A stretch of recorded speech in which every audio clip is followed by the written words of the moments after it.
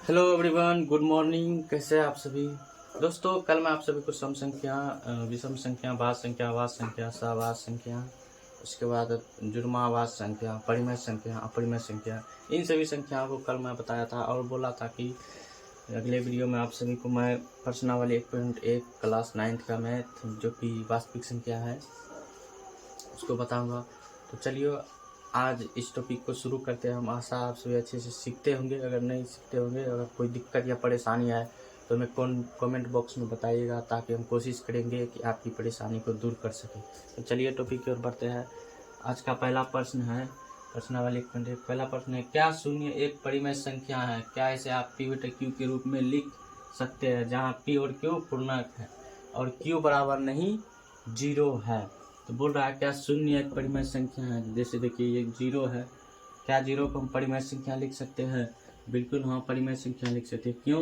क्योंकि देखिए 0 है, 0 कुछ नहीं, नीचे में 0/1 लिख सकते हैं। तो देखिए ये p बराबर हो गया, ये q बराबर हो गया, और बोल रहा है q बराबर नहीं 0 होना चाहिए। q बराबर कितना है? q बराबर 1 है, तो 0 को हम 0/1 इसे हम परिमेय संख्या लिख सकते हैं। उसी तरह से 2 है, 2/1 लिख सकते हैं, ये भी परिमेय संख्या है। 3 है, 3/1 लिख सकते हैं। 4 है, 4/1 लिख सकते हैं। तो इन सभी संख्याओं को हम क्या बोल सकते हैं? परिमेय संख्या। तो क्या हम 0 को परिमेय संख्या बोल सकते हैं?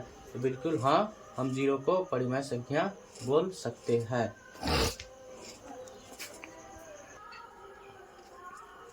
दूसरा नंबर सवाल देखिए। दूसरा नंबर सवाल कर रहा है 3 और 4 के बीच 6 परिमेय संख्या ज्ञात कीजिए। क्या बोल रहा है? 3 और 4 के बीच 6 परिमेय संख्या बोल रहा है, ज्ञात करेंगे।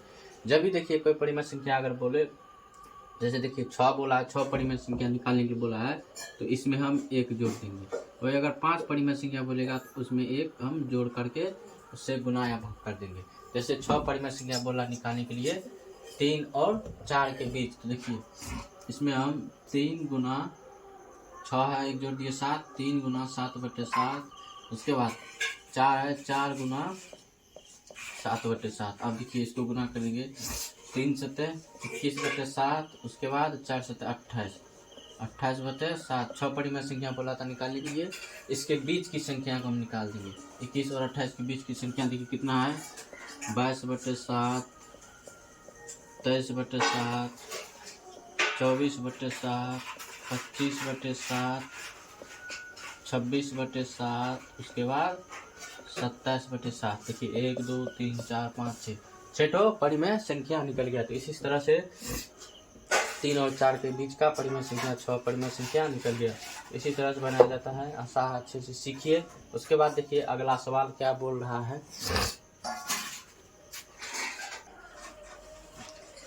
3 नंबर का सवाल बोल रहा है 3/5 और 4/5 के बीच 5 परिमेय संख्या ज्ञात कीजिए। तो आप सभी को पहले ही बता चुके हैं 5 परिमेय संख्या बोल रहा है, तो इसमें 5 में 1 जोड़ देंगे, 6 हो गया। आप देखिए 6 गुना और भाग भी करेंगे। 3/5 गुना 6/6, उसके बाद 4/5 है, तो 4/5 गुना 6/6। देखिए 3/5, 3 3 छाके 18, 18। उसके बाद 6 पंचे 30। उसके बाद देखिए 24, 4 7 24, 5 30। 18 और 24 के बीच की संख्या को निकाल देंगे। तो क्या है? 19/30, 20/30, 21/30, 22/30,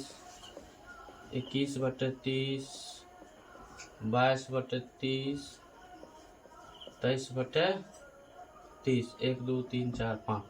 देखिए परिमेय संख्या निकल गया। ये अनंत परिमेय संख्या निकल सकता है। आप जितना चाहे उतना निकाल सकते हैं। इसलिए 6 बोला, 5 बोला था, हम 5 ही निकाले। अनंत परिमेय संख्या आप निकाल सकते, इसका यही आंसर हो गया। इतना 3/5 और 4/5 के बीच 5 परिमेय संख्या जो निकालने के बोला था, वही ये 5 परिमेय संख्या निकल गया। चलिए अगले सवाल पर जाते हैं।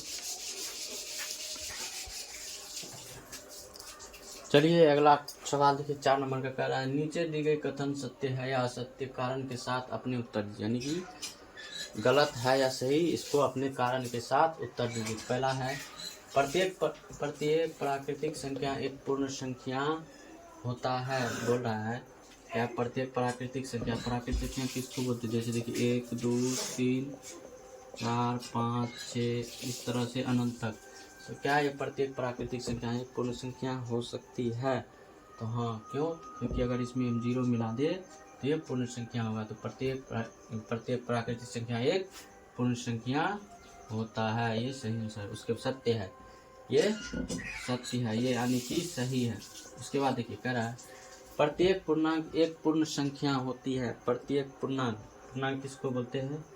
प्रत्येक पूर्णांक में देखिए ऋणात्मक और धनात्मक दोनों संख्या आएगा। जैसे -4, -3, -2, -1, 0, 1, 2, 3, 4 इस तरह से अनंत इधर भी जाएगा, इस तरह से अनंत इधर भी जाएगा।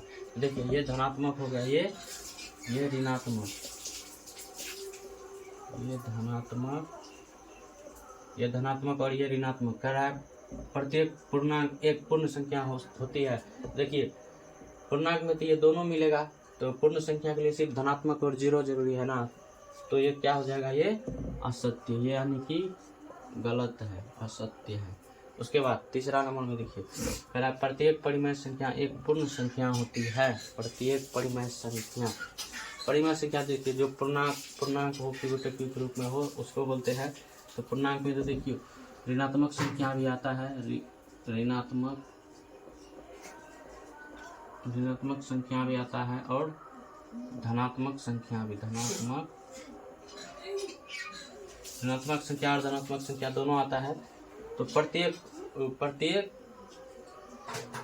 परिमेय संख्या एक पूर्ण संख्या, ये भी क्या हो जाएगा? ये भी असत्य हो जाएगा। क्योंकि परिमेय संख्या जो पूर्ण संख्या, ऋणात्मक संख्या, धनात्मक संख्या इस सभी संख्याओं से मिलकर बनता है। तो ये भी क्या हो जाएगा? ये भी असत्य हो जाएगा, ये भी गलत है। तो दोस्तों आज का टॉपिक यहीं तक। हम अगले वीडियो में आप सभी को बोले थे कि प्रश्नावली 1.1 बताएंगे।